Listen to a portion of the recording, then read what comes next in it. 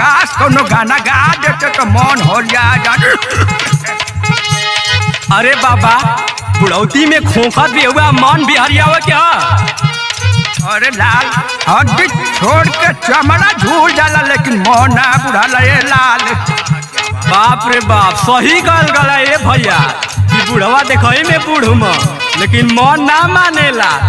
ताई भैया हम भोजपुरी गायक प्रदुमलाल यादव पूरा अपने टीम की ओर से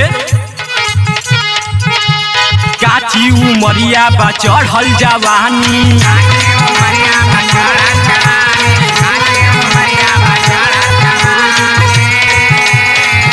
अरे पहिला उठानी बा झरल बा पानी,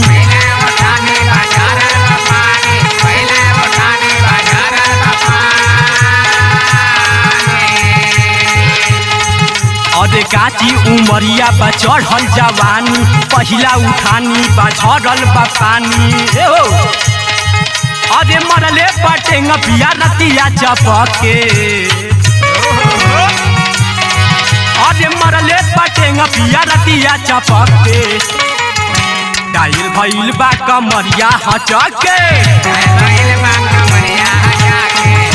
भइल बा कमरिया हचके।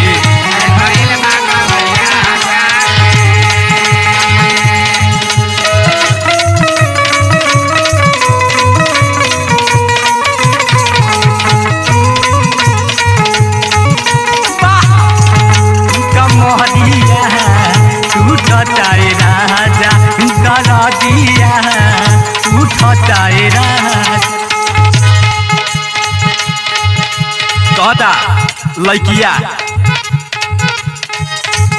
दूध लेके गईली हम पिया पजाडवा हो, नाक के नथुनी टूट गईल धोआई कजडवा हो, ए सखी धोआई कजडवा हो। देखी कहता लड़की अरे फेंक देले साड़ी मोरे सैया झटके,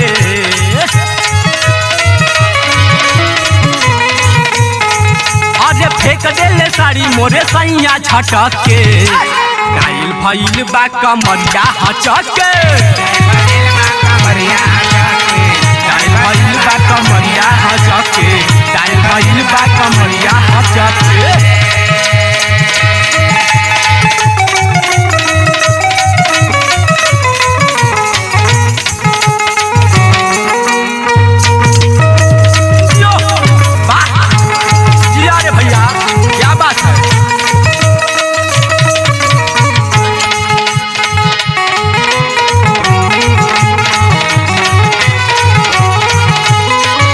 लड़किया कह दिया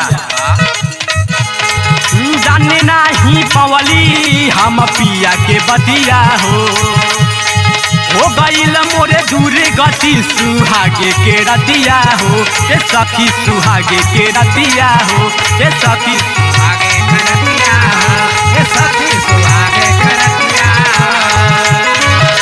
लास्ट में बाबा सो कथुमा अरे पिया प्रदुमन अशोक भइले दबके, अरे पिया प्रदुमन अशोक भइले दबके, डायल भइल बा कमरिया हचके, डायल भइल बा कमरिया हचके, डायल भइल बा कमरिया हचके।